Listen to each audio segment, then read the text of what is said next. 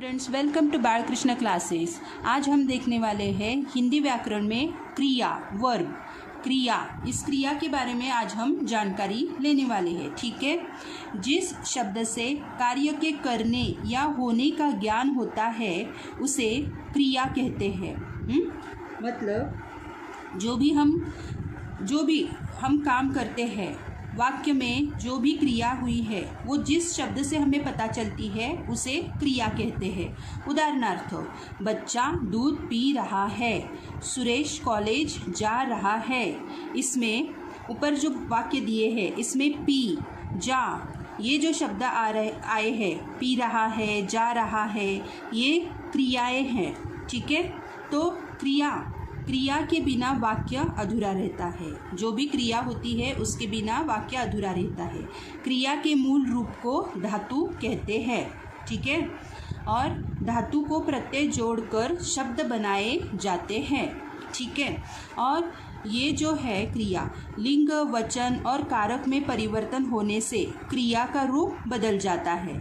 उदाहरणार्थ, मैं उस झूले पर बैठूंगी, मैं उस झूले पर बैठूंगी, वह खुशी से झूम उठी। इस तरह से अब हम क्रिया के प्रकार देखेंगे। क्रिया के प्रकार सकर्मक, अकर्मक क्रिया। ठीक है। अब आगे बढ़ते हैं। सकर्मक क्रिया, सकर्मक क्रिया, हाँ ठीक है। सकर्मक क्रिया को ट्रांजिटिव वर्ब ऐसे भी बोलते हैं अंग्रेजी में। अब ये क्या है? जिन क्रियाओं का असर कर्ता पर नहीं कर्म पर पड़ता है उसे सकर्मक क्रिया कहते हैं। जिन क्रियाओं का असर कर्ता पर नहीं कर्म पर पड़ता है उसे सकर्मक क्रिया कहते हैं। इन क्रियाओं में कर्म का होना आवश्यक है। जैसे उदाहरणार्थ, मैं लेख लिखता हूँ, किसान हल जोतता है। पहले वाक्य में लेख और दूसरे वाक्य में हल, ये दोनों कर्म है। इसीलिए जो क्रिया कर्म सहित होती है उसे सकर्मक क्रिया कहते हैं। ओके।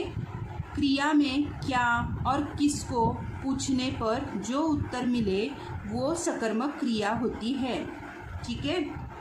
तो यहाँ देखिए, मैं लेख लिखता हूँ, मैं क्या लिखता हूँ? लेख लिखता हूँ। अब हमें जो भी उत्तर मिला इससे हमें पता चला कि ये सकर्मक क्रिया है। इस तरह से अब दूसरी क्रिया, अकर्मक क्रिया, इसको अंग्रेजी में इंट्रांजिटिव वर्ब ऐसे भी बोलते हैं। जिन क्रियाओं का असर कर्ता पर ही पड़ता है वह अकर्मक क्रिया होती है। जिन क्रियाओं का असर कर्ता पर ही पड़ता है वह अकर्मक क्रिया होती है। ऐसी अकर्मक क्रियाओं को कर्म की आवश्यकता नहीं होती। उदाहरणार्थ, राकेश रोता है, बस चलती है। उपर्युक्त वाक्य में क्या बताया है? राकेश और बस, ये दोनों क्या है? राकेश और बस ये दोनों कर्ता है, परंतु इसमें कर्म ही नहीं है, इसीलिए ये अकर्मक क्रिया है। ठीक है।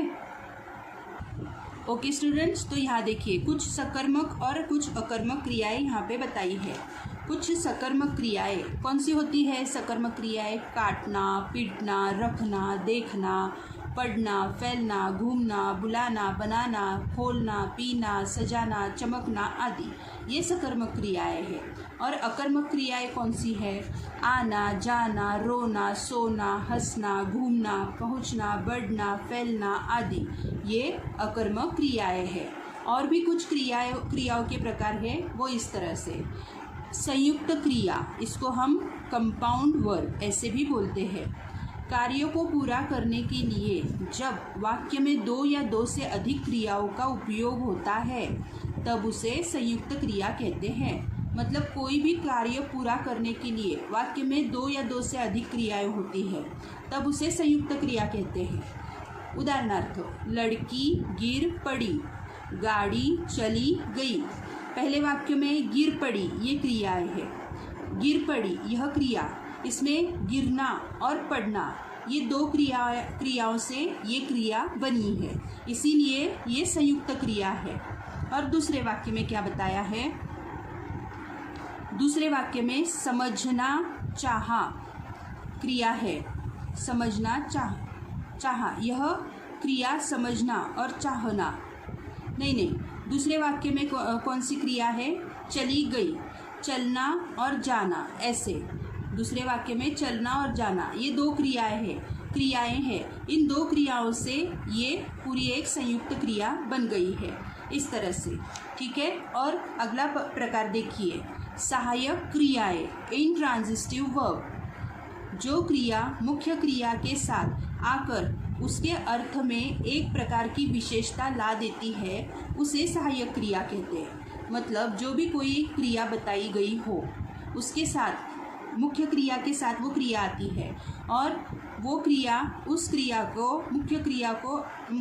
उसके अर्थ के बारे में, अर्थ में एक प्रकार की विशेषता ला देती है। मतलब उसके मुख्य क्रिया की विशेषता बताती है, उसे सहायक क्रिया कहते हैं। ठीक है। उदाहरणार्थ, हाँ, मुख्य क्रिया के साथ लगने पर क्या? सहायक क्रिया अपना मूल अर्थ खोकर मुख्य क्रिया के अर्थ में विशेषता लाने का कार्य करती है। उदाहरणार्थ क्या बताया है? मैं घर जाता हूँ, लड़के खेलते हैं। इन वाक्य में रेखांकित क्रियाएं संयुक्त क्रियाएं हैं। जाता हूँ, खेलते हैं, इसमें मुख्य क्रिया के साथ होना, इस सहायक क्रिया का प्रयोग किया है। जैसे जाना अधिक होना, मतलब जाता हूँ, ऐसे। मुख्य क्रिया तो जाना है और उसके साथ एक सहायक क्रिया है होना। ठीक है। और खेलना अधिक होना, खेलते हैं। इस तरह से ये सहायक क्रियाएं बन गई। सहायक क्रियाओं में हूँ, थी, है, था आदि सहायक क्रियाएं होती है। ये होना क्रिया के अलग अलग रूप है। ठीक है। अब आगे बढ़ते हैं। प्रेरणार्थक क्रिया, अगला प्रकार, कंपाउंड वर्ब। अब यहाँ पे हमें कुछ वाक्य दिए हैं। देखिए, बालक दूध पीता है, माँ ने बालक को दूध पिलाया, माँ ने आया से बालक को दूध पिलवाया, पीता, पिलाया, पिलवाया। ऊपर दिए गए तीनों वाक्यों में पीना ये क्रिया है और पीना क्रिया के ये तीन रूप यहाँ हमें दिखाई देते हैं। ठीक है। पहले वाक्य में बालक क्या करता है? स्वयं दूध पीता है। और दूसरे वाक्य में बालक स्वयं दूध नहीं पीता, उसे माँ दूध पिलाती है। और तीसरे वाक्य में क्या बताया है? बालक खुद स्वयं दूध नहीं पीता और माँ ने भी उसे दूध नहीं पिलाया, बल्कि माँ ने आया से बालक को दूध पिलवाया। इसीलिए ये इसमें क्या है? पिलाया और पिलवाया, ये प्रेरणार्थक क्रियाएं हैं। प्रेरणार्थक क्रियाओं के दो रूप होते हैं, प्रथम प्रेरणार्थक, द्वितीय प्रेरणार्थक। ठीक है। पिलाया, पिलवाया, ये प्रथम प्रेरणार्थक पिलाया, द्वितीय प्रेरणार्थक पिलवाया। इस तरह से कुछ क्रियाओं के प्रेरणार्थक रूप यहाँ देखिए क्या है। मूल क्रिया क्या है? यहाँ पर मूल क्रिया बताई है खाना। इसमें प्रथम प्रेरणार्थक खिलाना, द्वितीय प्रेरणार्थक खिलवाना, ऐसे हो गई है। सोना, सुलाना, सुलवाना, सीखना, सिखाना, सिखलाना, पढ़ना, पढ़ाना, पढ़वाना, देखना, दिखाना, दिखलाना। इस तरह से हमने क्रिया के बारे में जानकारी ली। तो मिलते हैं अगले वीडियो में। अगर आपको मेरा वीडियो अच्छा लगा है तो लाइक, शेयर, सब्सक्राइब ज़रूर कीजिए और हाँ, कमेंट करना न भूलिए। Thank you.